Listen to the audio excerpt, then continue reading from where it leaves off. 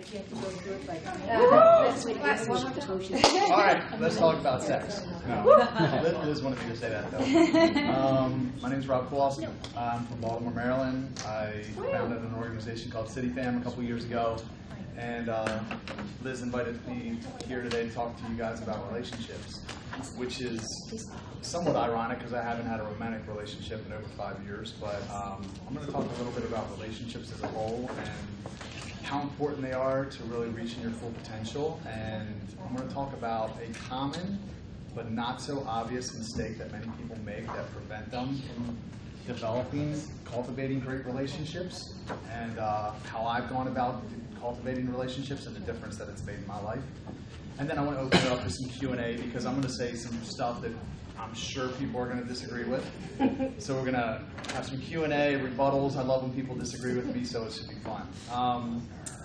But before I get into it, I want to tell you about Cityfam, like what it is. I get asked a lot by people what the organization is because it's a little hard to get your understand or get your mind around until you become part of it. But so my background was, if you would have asked me what I thought the meaning of life was for most of my life, I would have told you pleasure. I thought the meaning of life was to have as much fun as possible because you're going to die one day.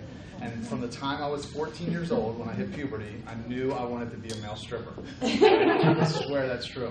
I found a tape of my mom's and her friends on the coffee table. I thought, when I saw it, I thought there's a job where women stick money in their pants. And I was like, what can be better than that? So literally started stripping when I was 19 years old, worked my way up, became the most popular male stripper in Baltimore. I was in the phone book and everything, worked for all the agencies. Used to go out to the clubs with my stripper friends after I got off of work, so I was pretty well known in the club scene. So at about 25 years old, I started promoting nightclubs, and that just accelerated the debauchery. But there was an emptiness, that came with it all, and that none of that could fill. Not the money or the women or anything. And honestly, the more I did of that stuff, the more I had to do to get even the same amount of gratification out of it. But I was too busy being me to even think about it. But when I was 27 years old, I gave my life to God. I actually got called by God, is I guess the best way to describe it. I really didn't think about him a whole lot before that. But when I was 27, I became really aware of his presence and that he was asking me to follow him and to trust him, and he had a plan for my life. So I did the most radical 180 that somebody can do. Literally stopped stripping and promoting. I went from being the most promiscuous person I knew to being abstinent for 6 years. Dropped all my friends, was leading Bible study. But during the time I was going to church and I was learning about God, and life got really boring. I went from having a really active social life to having nothing to do. So Fridays and Saturdays would come around and I would just go to the movies, or stay in because I was just trying to avoid trouble. And I was looking for a group to plug in with and do life with, and I couldn't find them. I didn't really relate to church people that good because I thought they were just a little weird to me, and they were super boring. But I couldn't hang out with my bar friends anymore because they were making tons of bad decisions. So that's why I just would stay in. And I thought that God would reward me if I was, pure, and so that's why I was abstinent for 6 years. And I thought that I'd meet a girl, Mrs. Right, soulmate, whatever, and that loneliness would take care of itself. And it never happened. So after 6 years, I just kind of drifted back to the bar scene because I wanted relationships. I wanted to be around people again that I could relate to. And being in that scene, I started picking up all my old bad habits again. And over the course of a few years, I kind of spiraled down to the point where I was basically the same person I was before, except now I felt super guilty because I knew better. So in 2011, I made a pretty good mess of my life. I rededicated my life to God and got plugged into a local church. And again, same thing, first 6 months to a year, nothing to do. I literally would watch Redbox movies every night. And it got to the point, I tell the story, it's true. It was like a Saturday night, and I rented Dolphin Tale because I'd seen everything else in the freaking Redbox. And I thought, this is insane. How does someone change their life, right? Because nobody was more determined than me. And I was dying, And I thought, most people, when they get to that point, they get into a relationship because they're so lonely and they just want to fill that void with someone. And I was determined the first time not to date out of loneliness because I knew that would present problems down the road. And this time I was determined not to let the things that sidelined me before get me again, which is mostly alcohol and women. So I stayed in, you know, and just white knuckled it. And I was complaining to somebody, and I said, I don't know about this abundant life shit that Jesus talks about, but my life is not abundant. Like, my life sucks. I was like, I was happier before I was a Christian. And they said, well, you were a promoter. Why don't you just put events together that get you out of the house that don't cause you to make mistakes? It was like a light bulb went off. So I started putting together events purely for selfish reasons to get myself out of the house. Fun without regrets, like I said. I was volunteering through my church around this time, and it was starting to heal me. It was making me feel better about myself. I wanted to volunteer for a long time. Like, go back for a moment. When I was probably my most popular, you know, making tons of money, women, and this emptiness, I remember I turned on the TV and I saw Matt Damon digging wells in Africa. And when I saw it, I knew what I was missing when I saw it. I was like, I'm not doing anything good for anybody. But I didn't know how to get started. So I wanted to volunteer for years. And it was only through the church that I was able to get into that, to get involved. And so I was volunteering through my church. It was starting to heal me. And I thought, I know I have friends that want to feel this way, but they're not religious. So what I started doing is I started looking for worthwhile causes in my city, and when I found one, I started promoting them just like they were social events. And what I found was people got on board. A lot of people want to serve. If you can make it fun and easy, they'll jump right in. And what happens is when you get people socializing in healthy community, and then you get them giving back and getting their eyes off themselves, they start to become a better version of themselves, and their lives start to change.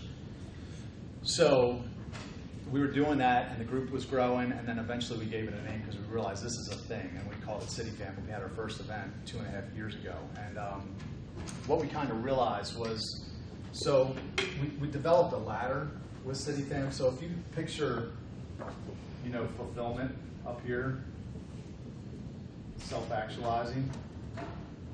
In order to get to that place, you need to be in community. You need to have a real good, solid group of friends. Not fake friends, but real friends. Like people that will show up and sacrifice for you. The problem is, with most models, like if this is the masses down here, churches probably does the worst job of this. But let's just say it's AA, or name another something that you would identify as healthy community. Is there any groups that you can think of? Rotary Club? Okay, I don't know those guys. Sure.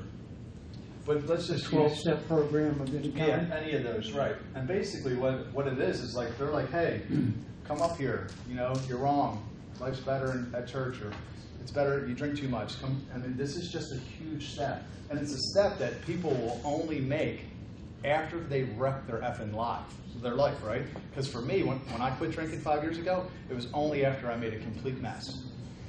But what I'm saying is there's a lot of people that just kind of are making a minor mess, that will never admit they're an alcoholic, or never admit that they need God, or never admit that they even need healthy community, right?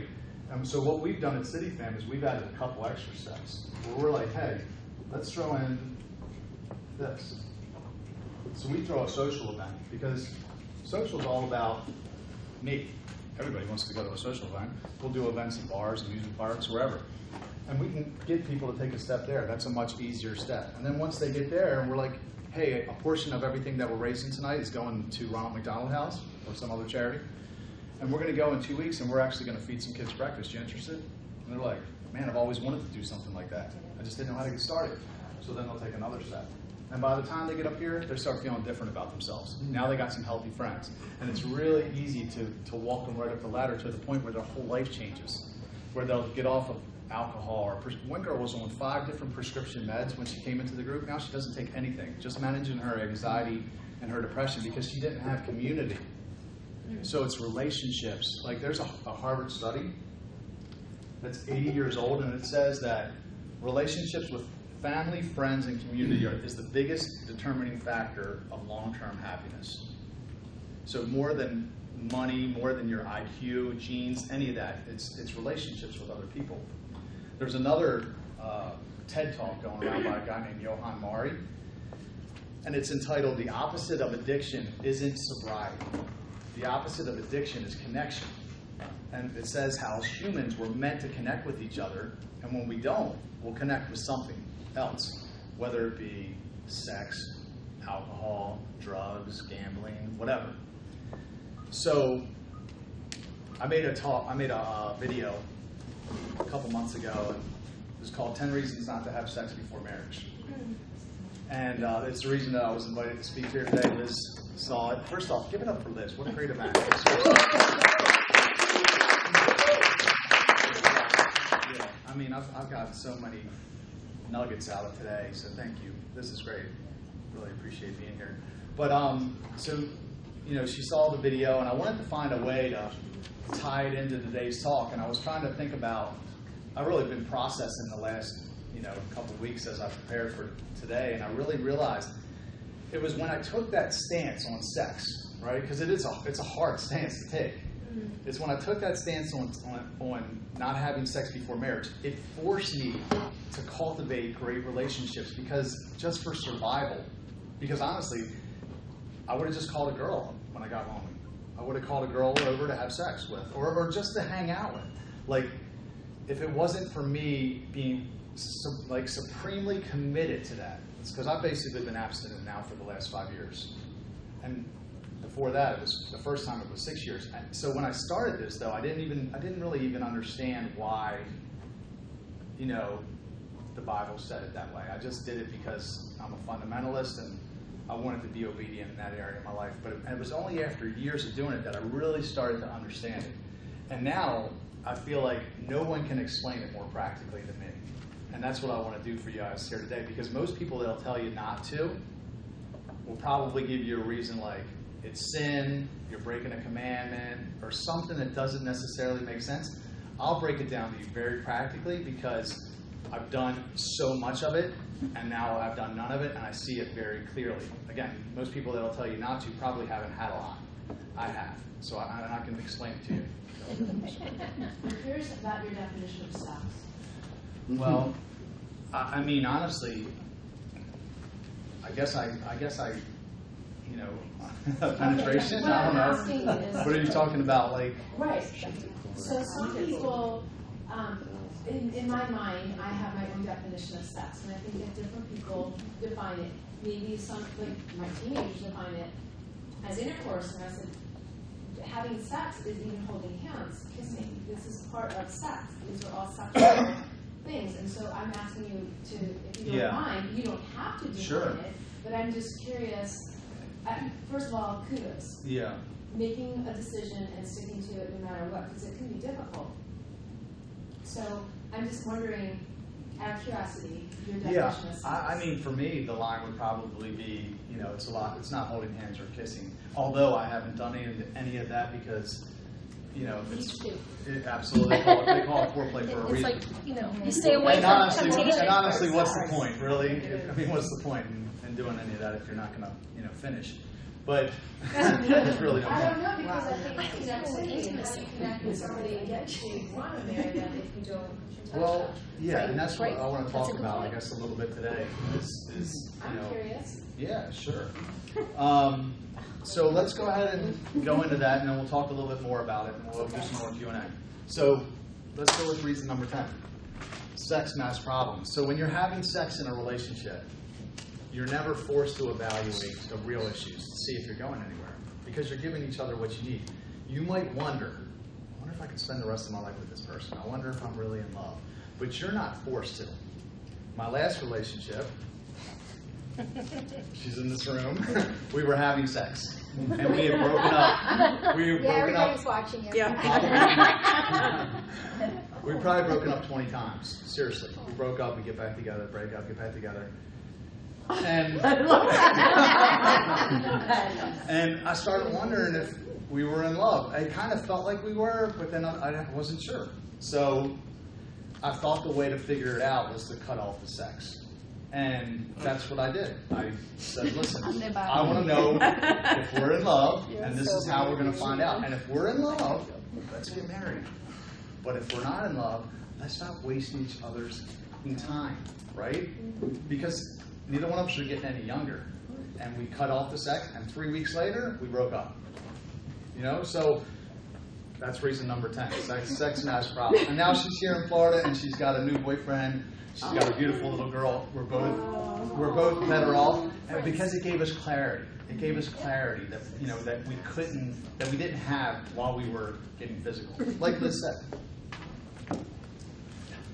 marriage allows you to evaluate real feelings. So when you talk about no sex before marriage, it sounds extreme. I get it, right?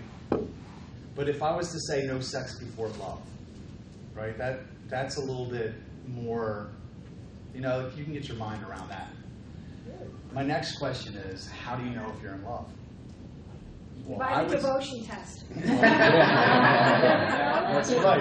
I got a better test. It's devotion, it's not love. I got a better test. Get married, right?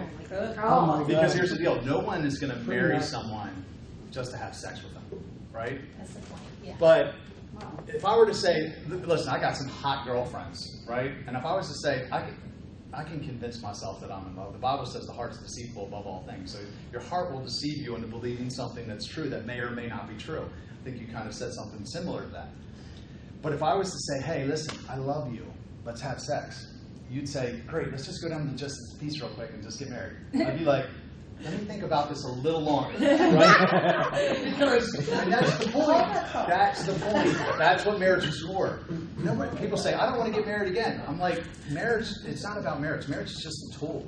It's just to allow you to say if you're really in love, because so you don't get stuck with somebody that you're not in love with. Because it happens all the time where you have sex and then all of a sudden you get into something that you can't get out of. Which leads to the next point. Sex connects us, oxytocin, biology.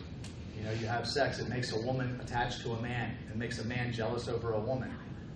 So if you attach to someone that you're not really in love with and then shit starts falling apart in your relationship, don't start complaining. You know what I mean? Because that's exactly what happens. The Bible says that the two will cleave together and become one flesh. So if you cleave with the wrong person, that's why it makes sense to wait.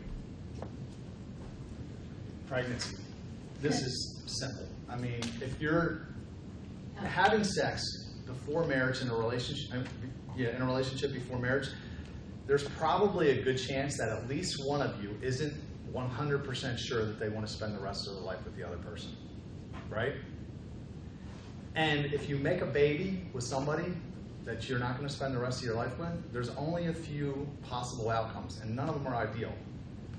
Single parent home, loveless relationship, adoption, abortion. Now, I was raised by a single mom, and I'm not saying it's terrible, but it certainly wasn't ideal. So there's always that to think about. Everybody else is doing it. So let me give you a couple stats. The first one is, what's the average rate of divorce in this country?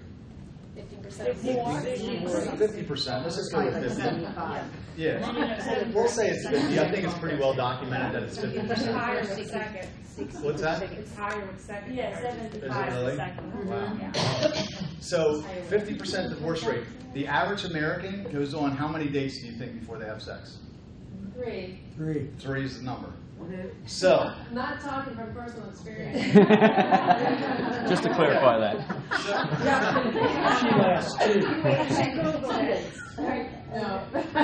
So they go on 3 dates, and then the average rate of divorce is 50%. My question then is, of the 50% that remain married, what percentage of them do you think are happy? Now, I don't have a number for that, but what do you think? Low percent. What? 30. 30%? Okay, I went with 20, but let's say 30. So that would mean that your odds of getting married and being happy are 1 in 6, right? If you do it the way that everyone else does So it. don't have sex and don't get married? No, what I'm saying is wait to have sex until you get married, right? That's what I'm saying. Or because at the end of the day, numbers don't lie. So what about? Those are the numbers. The average American goes on 3 dates. The average rate of divorce is 50%. I think 30% is generous. Mm-hmm. Maybe it is. Maybe it isn't. But if it was 30%, that would mean that 1 in 6 couples that get married have a chance of being happy, which is really low odds. And if it was 20? If it was 20, it'd be 1 in 10. Yeah. So what if I never want to get married? It's not a matter of if you want to get married. It's a matter of do you want to be happy. Like, do you want to be because what I want to challenge people to say is, it's going to be hard to hit your full potential without one and possibly both of these things: the right person by your side, and the second one is a strong community of people cheering you on and supporting you. Right. The right person. I mean, and I'm going to refer a lot to the Bible, so if you're not there, that's okay. But I think there's some truth in it. But the Bible says that when God made Eve, He made her as a helpmate for Adam. Have you ever seen a couple where the one person's not helping the other? I see it a lot. Oh, yeah, I've seen that. Yeah, they're not partners really, or then you see some that are partners and they're really, they're linked up and they're helping each other achieve their goals. So I'm saying it's going to be hard to reach your full potential unless you have that right person by your side. And I'm telling you how to get them, how to figure it out. Mm-hmm. And the second thing is a strong community. For me, I developed a strong community when I cut the sex off because I had to. For survival, I had to start cultivating great friends because Fridays and Saturdays would roll around and I didn't have anything to do. I couldn't have a girl over my house anymore, not even to watch TV because I didn't trust myself. I didn't even want to spend time alone. There was no Netflix and chilling going on. So I cultivated great friends. And not friends that I just went to the bar with like before, friends that really showed up and sacrificed in my life. And that's brought a lot of meaning to my life and, ultimately what will help me get to where I want to go as far as reaching my goals. So let's go to number 5. That which we obtain too easily, we esteem too lightly. So this is just a quote by a guy named Thomas Paine. And we used to have a saying when I promoted nightclubs. It said, the more they pay, the longer they stay. So if you charge a cover, $10 cover, people don't leave so quick. New Year's Eve, I charge $100 to get in. Nobody leaves. Right? So what I'm saying is, I've basically been abstinent now for 5 years. If I met Mrs. Right today, I'm going to probably date her for at least a year to make sure. Are we going to read that as 3 dates? Assuming that I can make it to my wedding night, which is going to be really challenging, I'm sure, that will mean I have 6 years of abstinence invested in that relationship. How quickly would I throw it away if we get into an argument? Whatever it is, we'll work that shit out. There ain't going to be no divorce, knowing that I spend another 6 years before I find, the next Mrs. Right. Contrast that with someone that's only went on 3 dates and hopped in the sack with the person, and then things go south. How easy is it for them to throw it away and start over? It's pretty easy. Let's go with number 4. Oh, I'm sorry. Go ahead. Rob, before you go on, give me that quote again. That which we gain too easily, we esteem too lightly.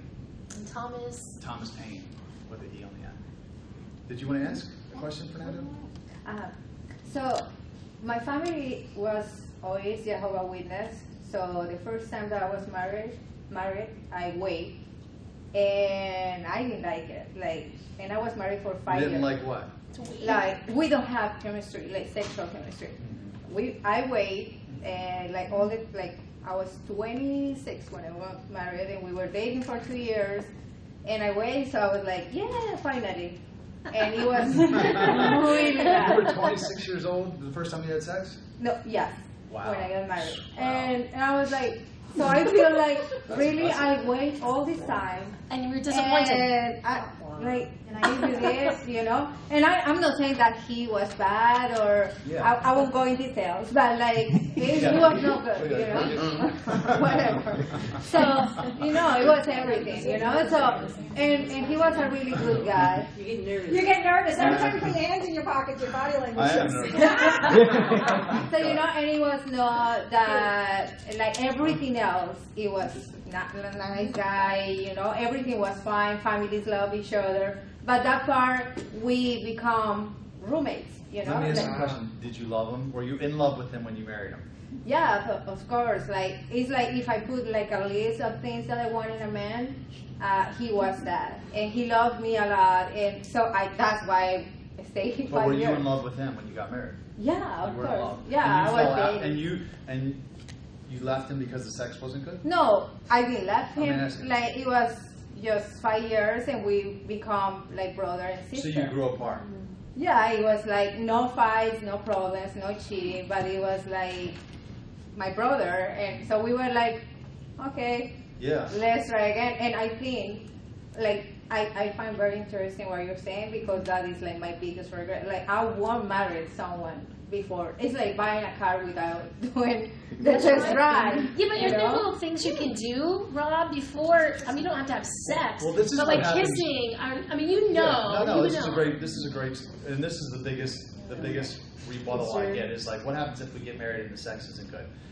And but this is my answer to that is, first off, if you're in love with the person, like, let's ask the bigger question. What happens if you get married to them and they get hit by a car and they get paralyzed? Do you leave?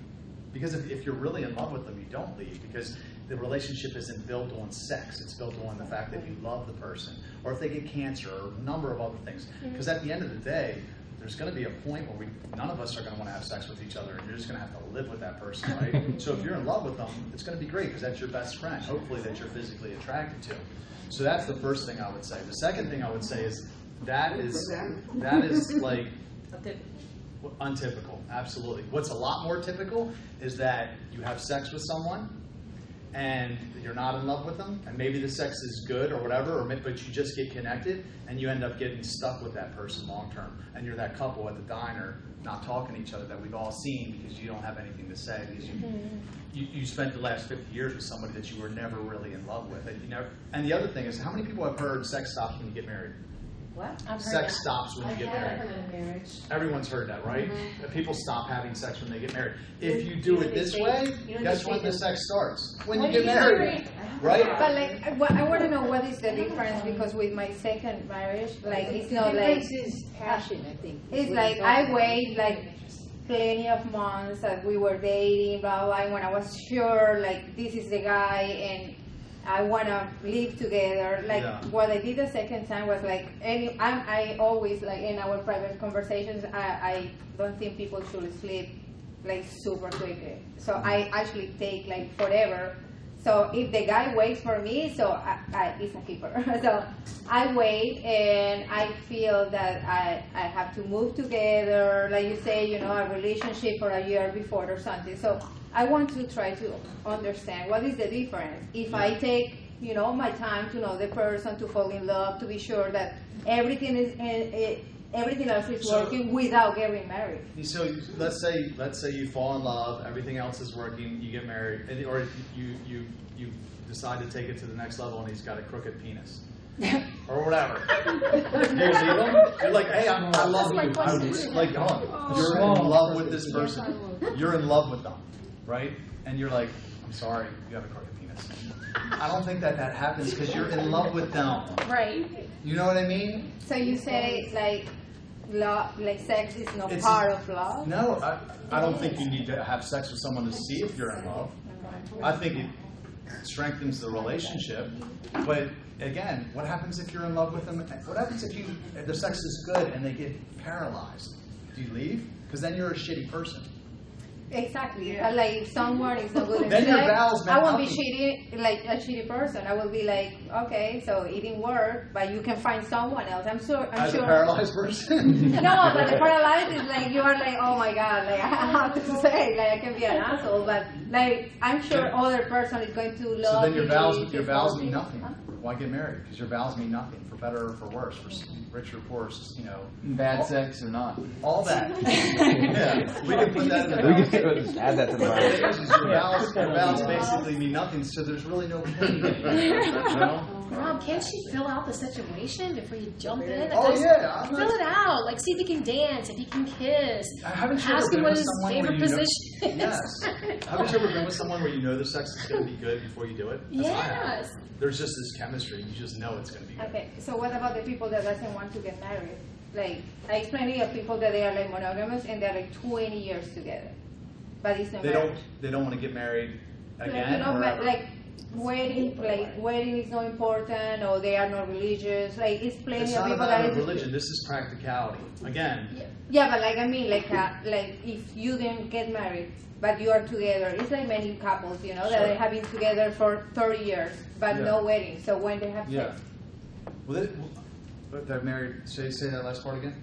Like people that, some people that doesn't believe in the paper that says like, you know, we are married, whatever. They So they are That's important to you. It's not legally married. exactly, and they don't want to do it. Like Goldie Hawn. Yeah. exactly, they have been like big deal. Else never married? I've never decided. Yeah. I'm not, listen, yeah, Is that- that's great. They can, you know, I could have stayed in my last relationship for a long time, for years, spinning my wheels. You know what I mean? I'm not saying that they're not happy, but when you put, like, I love this little clip by Mike Tyson where this guy was talking smack to him, acting like he wanted to fight him, and he gets in the ring, he gets on the mic, and he goes, "Sign the contract, big boy, sign the contract." And that's the thing, because talk is cheap, and that's one of the points that we'll make.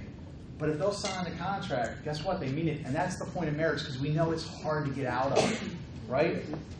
And it's basically me saying, no, I really do love you, and I'm not trying to get out of this, for better or for worse, till death do us part. You know what I mean? But people don't want the buy-in, because you can change relationships now as fast as you change a Facebook status. I'm out.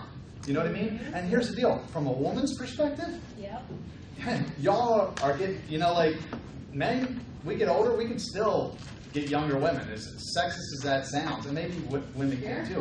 But a guy, well, listen, a guy that's sticking and just, you know, won't commit is wasting your Why time. the guys are so quiet?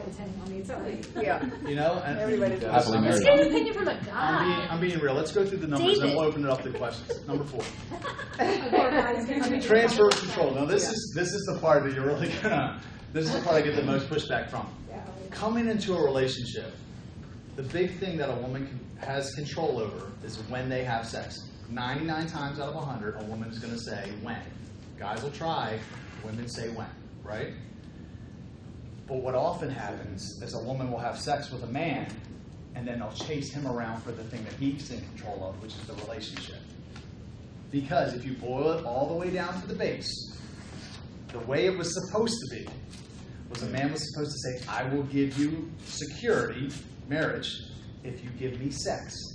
But women are given the sex, and they're not getting the marriage. And that's why you see women going, girl, I don't know when he's going to propose. Well, guess what? He probably ain't in no rush. You know what I mean? Because you already gave it to him. Yeah, why You know should he what I buy mean? a cow when he's getting the milk for free? Exactly. And think how fast you can go through the numbers. Because guys will say anything. And we might even mean it when we say it. I love you.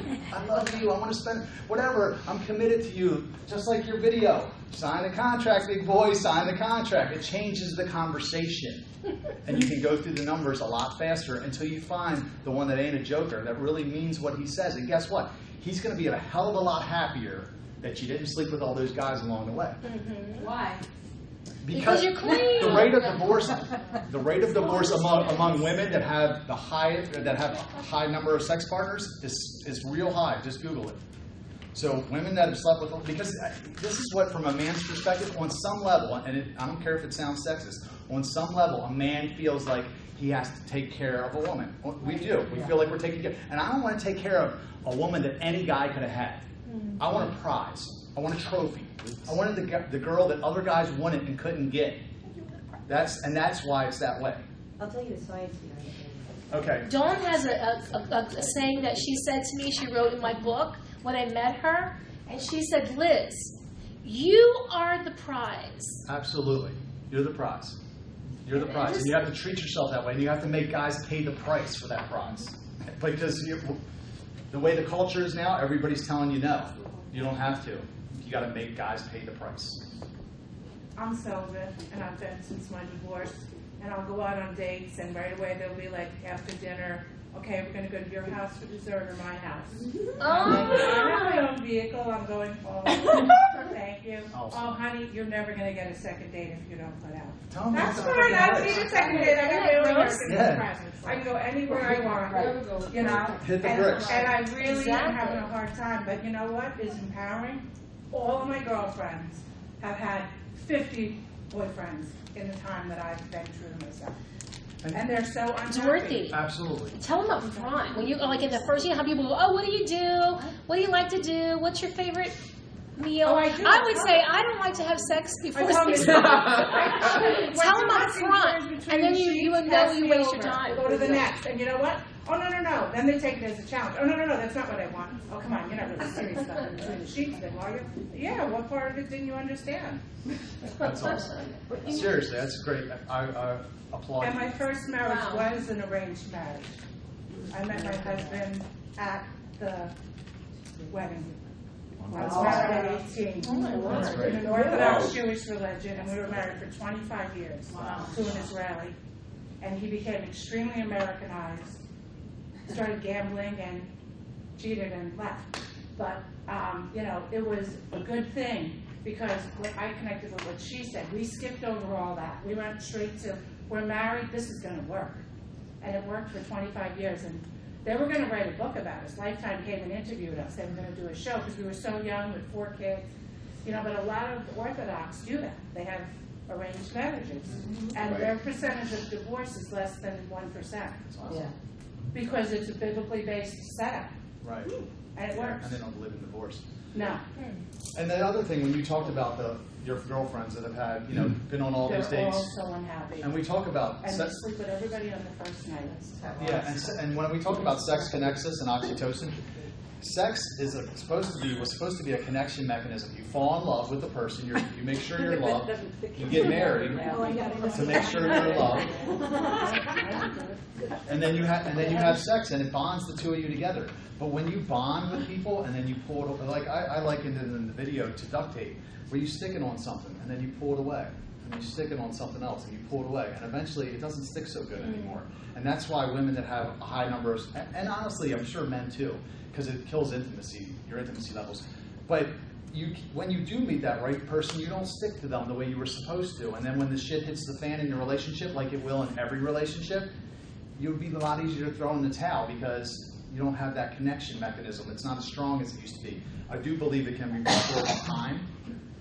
And all this stuff still works, even if you've had sex, because I'm living proof. And we'll talk about that a little bit more. But let's just get to the last 3 points real quick.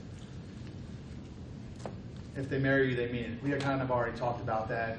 Sign the contract. Guys will say just about anything. But if they'll wait, they mean it. Let's go to number 2. Physical attraction wears off. So this is something that I personally experienced. I've dated beautiful women in my life, and oftentimes I found myself not physically attracted to them anymore. I mean, I could literally look at them and recognize that they were smoking, but I would have just rather gone to sleep every night because we never connected on a deep level. I got into the relationship, I had fast sex, and then all of a sudden, it's like the trick the universe plays on you because it comes back on you. It's like, oh, you want to lead with that? Well, guess what? Now you're not going to even want sex. Or you'll want it from everybody else except them. There's a saying, and I say this in the video, and it's terrible, but it says, show me the hottest girl in the world, and I'll show you a guy that's tired of sleeping with her. There's some truth to that because people lead with physical attraction, and then they get stuck with somebody that they didn't connect to on a deeper level. That's one. Better to have long-term friends than short-term sex partners. So one of the sayings that we use for Cityfam is friends with better benefits. And it's like, what I've discovered was life gets really good when you have great relationships with the people around you, especially members of the opposite sex. Like I have a ton of hot girlfriends now that I get to hang out and do life with. And the reason that they're in my life is because we haven't slept together. You know what I mean? Because is sex without love pro-community or anti-community? It's anti-community. If I say, hey, look, let's have sex, and then I go, hey, I don't want to have sex with you anymore. I want to have sex with her now. Guess what? She's gone. We ain't friends no more. I'm an asshole. Doesn't matter if I was honest and told her I wasn't looking for anything. She's still gone. So people, I don't know if you've heard this saying, but God multiplies and adds and multiplies. The devil subtracts and divides. And he'll get you to the point where where you just don't have great relationships with anybody in your life because you screw it up because we live in this body with its appetites. And if you let your appetites be your master, they're terrible. They're terrible masters. So through this, through these beliefs, I guess, I was able to cultivate this great group of friends, and it's really made a huge difference in my life. The culture at Cityfam really is just one of people show up, you know, and they sacrifice for each other. Like when I was promoting them, I was probably the most popular person in my city, but I was lonely, you know, like when the shit hit the fan a couple times in my life, there weren't people there, and I realized there was a big difference in being popular and having great friends. And only through living like under these kind of disciplines, I guess you would say, was I able to cultivate those friendships. And I'm in the process now of writing a book called Why Waiting Works. I'm actually pre-selling orders if anybody wants to pick up one. And it's the subtitle is How Having Fast Sex Prevents Us from Finding Real Love and ultimately achieving long-term happiness. So it's really not enough for me just to tell you about like, you know, these things and relationships. Cityfam is a passion of mine. Like my goal is to start one everywhere. That people need to have access to healthy community everywhere because it's kind of hard to find, you know. So there's a couple ways. I've put some sheets out on the table. There's a couple ways that you can get involved. You can go to the website. Actually, if everybody's got a smartphone, pull it out. You can join the fam. It's free. You'll start getting our emails. If you decide to be a contributing member, you can. There'll be some. Missionary trips that you yeah. Because I would love to do that. Sure.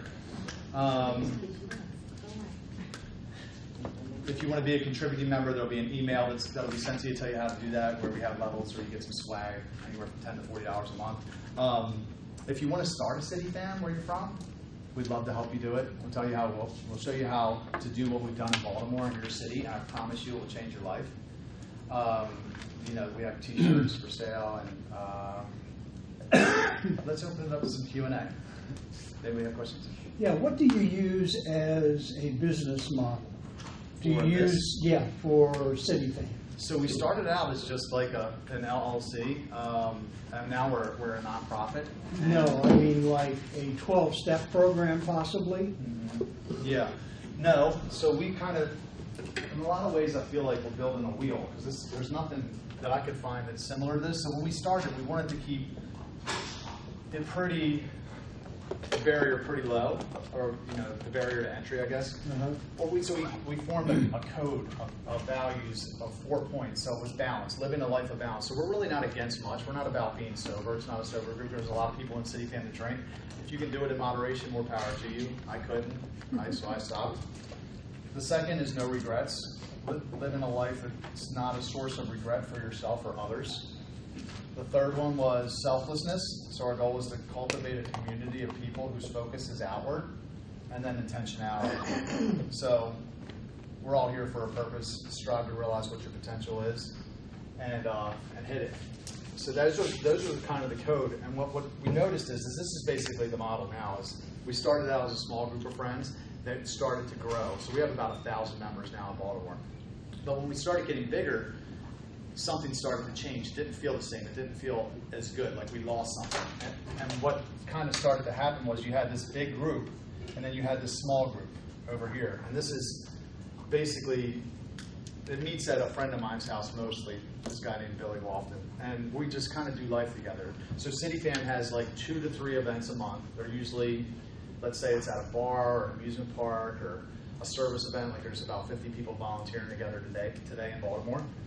But there's a bunch of other events that just kind of happen over like cookouts, movie nights, just 30 to 50 people. And this group has a makeup to it. It's basically people that live in the Baltimore area, driving distance to this house, that are mostly single, that are probably between like 25 and 50 years old. So sometimes people will come to a Cityfam event and they don't fit that person out. They just don't fit. They live too far away, or they're married, or they got kids, or whatever. They just don't assimilate well. And I worry. I'm like, what's going to happen to them? Because this is where the magic happens. This is where people's lives change. So what we're in the process of doing now is developing curriculum around each of those 4 points. So for me, 5.5 years ago, when I really started to turn things around, I started meeting with a life coach. She asked me the right questions. She helped me get a vision statement for my life. And based on that vision statement, I was able to push through all the pain because I knew where I wanted to go. So all the lonely nights that kept me in, getting sober, dropping all my friends, everything, because I had to get to that place. A lot of people never really figure out what the purpose of their life is, what their vision for their life is. the right life coach can help you do that, but there's some barriers to getting to a life coach. Number one, money, because life coaches aren't necessarily cheap. The second thing is cynicism, because the first time I met with my life coach, I thought, what is this? This is stupid. I don't even know what I'm going to. It changed my life, but I didn't know it would, right? So my goal now is to incubate these groups. So we're going to get members of our groups, of Cityfam, into healthy community, and they're going to do this curriculum where they'll watch a video, they'll have a couple conversation questions, they'll get a homework assignment, and then they'll come back and they'll talk about it. They'll come to our social events, our service events every month, but we're also going to tell them, hey, do something fun amongst yourself at least once a month. Do you guys like have a board or We don't anything? care what it is. Or you have We like a do. board? Are We all do. the board members single, no children? No. There's, well, two of us are. We recently scaled down from like 7 to 4, but no, some of them have kids. Because you'll see as you guys get married and have children that your group that's in the outside world, then you're going to change and expand. And that's Right. when you'll include families and... Well, that's what the goal of this is going to be, is basically each of these groups will have their own personality. So this might be married couples that live in Baltimore. This might be single moms from Towson, which is 30 minutes away. This might be 60 plus. This might be people that live in Hartford County. This way, when somebody comes to a big Cityfam event, my job is just to introduce them, like, oh, you live in Hartford County, you have to meet Amanda Phillips. And she knows her job is just to invite you to a social event, and then invite you to a service event, and ultimately you can be part of her healthy community. Because that's what I really think the problem with, if you look at the world and the opioid addiction and all the other stuff that's going on, everybody's so separated. Social media doesn't help. And people aren't connected the way that they used to connect. Well, that's where you are. You're the connector. I hope to be. And I You feel are. like if you get people in a healthy community and you teach them how to live in healthy relationships and not, because I mean, honestly, I didn't know this stuff. I was ruled by my appetites and I was destroying relationships, and it was only like, I literally was the most popular person in my city. There was the last place I promoted, Red Maple. That's what I did, yeah. I would go to the club, a packed nightclub, and I didn't have one person there that met me. Like, I was popular, and I was lonely. I didn't have any friends. I was empty. You're popular among the lonely. Yeah, so that's not it. So you have to teach people how to live in healthy community with each other and not burn the relationships. Go ahead. Somebody, go ahead. I guess I'm like a banker. How do you make money? How do you make a profit? Yeah, I'm just starting to figure that out. Like, so for the last When I sat down and laid out my business plan in front of Bank of America, it was like, well, how do you think you're going to make a profit? Yeah. And it's like, well, I didn't think of it, but I've got a great idea. Sure. So how do you plan to make it solvent? For the first 2 years, I had no idea. I was just floating it with my marketing company, my little marketing company. I was floating it, T-shirt sales, wristbands from our events, barely making it. I brought in a chairman on my board that was pretty smart, and we developed membership levels. So basically, people can pay anywhere from $10 to $40 a month to be a member, and they get some extra things. Perfect. Donors, because once I show what we've already been able to do in Baltimore, and we start to do more of it, people will give to it because it's so powerful. And then, grants, and there's a few other ways, but those are the main things. Okay. Yeah. Any other questions? Good luck. Thank you. I'll share one more thing. So even if not Cityfam, even if you guys never, opt in and join the site, or have a chapter in your hometown, I guess the challenge is to put other people first. A lot of people have said that today. There was a verse that I wanted to kind of share where Jesus says you can't serve both God and money, and I didn't know what that meant for a long time. I get it now. The only thing that God cares about in this world is people. That's the only thing He cares about. And if you're going to serve people, the thing that He cares about, it doesn't pay that well, right? So you have to intentionally make that decision, because you'll have to say no to pursuing something that may be your business or whatever. I'll tell you the story about this guy, and I'll wrap it up. But there was a guy named Rob Weiderman. He was my best friend in high school. In 12th grade, he was a soccer star, like the best person I've ever seen play soccer. He had 7 goals in a game a couple times. He was always on the cover of the paper. could have probably gotten a scholarship just about anywhere if his grades were good enough.